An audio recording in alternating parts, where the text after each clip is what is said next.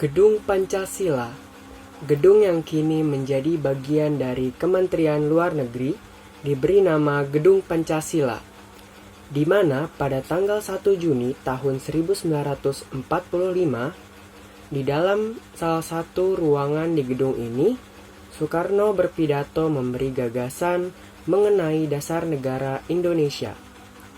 Di hadapan sekitar 65 anggota sidang BPUPKI atau Badan Penyelidik Usaha-Usaha Persiapan Kemerdekaan Indonesia yang saat itu dipimpin oleh Rajiman Widyodiningrat, ada sekitar 12 orang yang berpidato memaparkan kelengkapan negara yang dibutuhkan Indonesia saat merdeka selama periode sidang pertama, yaitu pada tanggal 29 Mei sampai 1 Juni tahun 1945. Berikut rumusan-rumusannya. Yang pertama, itu ada rumusan Asas Dasar Negara oleh Muhammad Yamin, yang berisikan pri kebangsaan, pri kemanusiaan, pri ketuhanan, pri kerakyatan, dan juga kesejahteraan rakyat.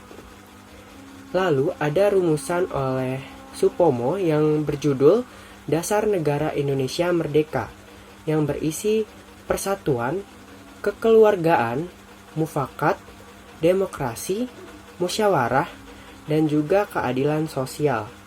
Lalu di hari terakhir ada rumusan oleh Soekarno yang berisikan kebangsaan Indonesia, internasionalisme dan pri kemanusiaan, mufakat atau demokrasi, kesejahteraan sosial, dan ketuhanan yang Maha Esa. Lewat pidatonya, rumusan Soekarno lah yang dianggap paling pas dan mendapatkan tepuk tangan dari para anggota-anggota sidang. Rumusan Pancasila Soekarno kemudian menjadi tonggak lahirnya Piagam Jakarta yang menjadi cikal bakal Pancasila yang saat ini kita kenal sebagai ideologi dan dasar negara Indonesia. Malam itu aku menggali di dalam ingatanku, menggali di dalam ciptaku, menggali di dalam khayalku, apa yang terpendam di dalam bumi Indonesia ini, agar supaya sebagai hasil dari penggalian itu dapat dipakainya sebagai dasar daripada negara Indonesia merdeka yang akan datang. Sudah terbukti bahwa Pancasila yang saya gali dan saya persembahkan kepada rakyat Indonesia, bahwa Pancasila itu adalah benar-benar satu dasar yang dinamis, satu dasar yang benar-benar dapat menghimpun segenap tenaga rakyat Indonesia, satu dasar yang benar-benar bisa mempersatukan rakyat Indonesia itu untuk bukan saja mencetuskan revolusi, tetapi juga mengakhiri revolusi ini dengan hasil yang baik. Maka aku adalah sebenarnya utusan, wakil daripada revolusi Indonesia. Revolusi Indonesia ini bukan revolusi Soekarno, tetapi revolusi daripada seluruh rakyat Indonesia, dari Sabang sampai Merauke.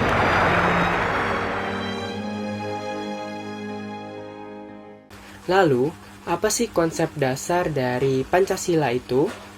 Pancasila itu sendiri berasal dari kata panca yang berarti 5, dan sila yang berarti dasar, sendi, asas, atau peraturan tingkah laku yang penting dan baik.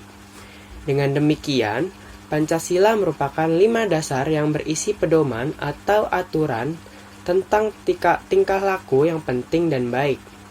Pancasila dapat kita artikan sebagai 5 dasar yang dijadikan dasar negara serta pandangan hidup bangsa. Suatu bangsa tidak akan dapat berdiri kokoh tanpa dasar negara yang kuat dan tidak dapat mengetahui dengan jelas kemana arah tujuan yang akan dicapai tanpa pandangan hidup. Lalu, nilai apa saja yang terkandung dalam Pancasila itu? Nilai-nilai yang terkandung dalam Pancasila terbagi menjadi 3 tingkatan. Yang pertama ada nilai fundamental atau nilai ideal atau nilai dasar. Nilai fundamental yaitu bahwa setiap sila dalam Pancasila itu bersifat mutlak untuk dilakukan. Tidak boleh ada perubahan pada sila-sila tersebut. Yang kedua itu ada nilai instrumental.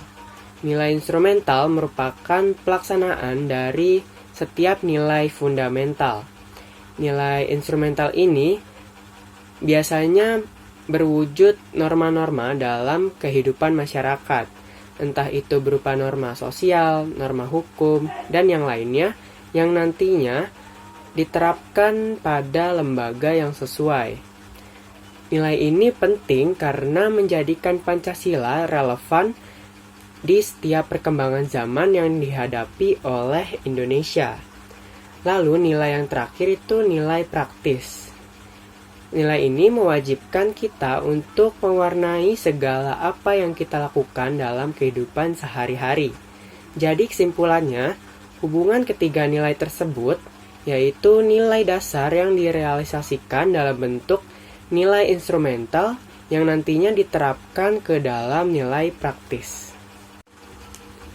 Nah, berikut penerapan sikap nilai-nilai Pancasila dalam kehidupan sehari-hari. Yang pertama, penerapan pada sila pertama yang berbunyi ketuhanan yang Maha Esa, berhubungan dengan perilaku kita sebagai umat beragama pada Tuhannya. Contoh sikapnya yaitu kita harus percaya dan takwa kepada Tuhan yang Maha Esa sesuai ajaran agama yang dianut masing-masing. Selanjutnya, menjalankan perintah agama sesuai ajaran yang dianut masing-masing. Lalu, saling menghormati antar umat beragama dan tidak memaksakan suatu agama pada orang lain. Berikutnya, penerapan sila kedua, yaitu yang berbunyi kemanusiaan yang adil dan beradab, berhubungan dengan perilaku kita sebagai manusia yang pada hakikatnya semua sama di dunia ini. Contoh sikapnya yaitu tidak membeda-bedakan manusia berdasarkan suku, agama, warna kulit, tingkat ekonomi, maupun tingkat pendidikan. Lalu menyadari bahwa kita diciptakan sama oleh Tuhan, membela kebenaran dan keadilan, menyadari bahwa kita mempunyai hak dan kewajiban yang sama, lalu tidak melakukan diskriminatif. Penerapan selanjutnya yaitu pada sila ketiga yang berbunyi Persatuan Indonesia, berhubungan dengan perilaku kita sebagai warga negara Indonesia untuk bersatu membangun negeri ini. Contoh penerapan sikapnya yaitu cinta tanah air dan bangsa, menjaga nama baik bangsa dan negeri, tidak membangga-banggakan negara lain dan merendahkan bangsa sendiri, ikut serta dalam ketertiban dunia, menjunjung tinggi persatuan bangsa, dan mengutamakan kepentingan bangsa dan negara di atas kepentingan pribadi dan golongan. Berikutnya, penerapan sila keempat yang berbunyi kerakyatan yang dipimpin oleh hikmat kebijaksanaan dalam permusyawaratan perwakilan, berhubungan dengan perilaku kita untuk selalu bermusyawarah dalam menyelesaikan masalah.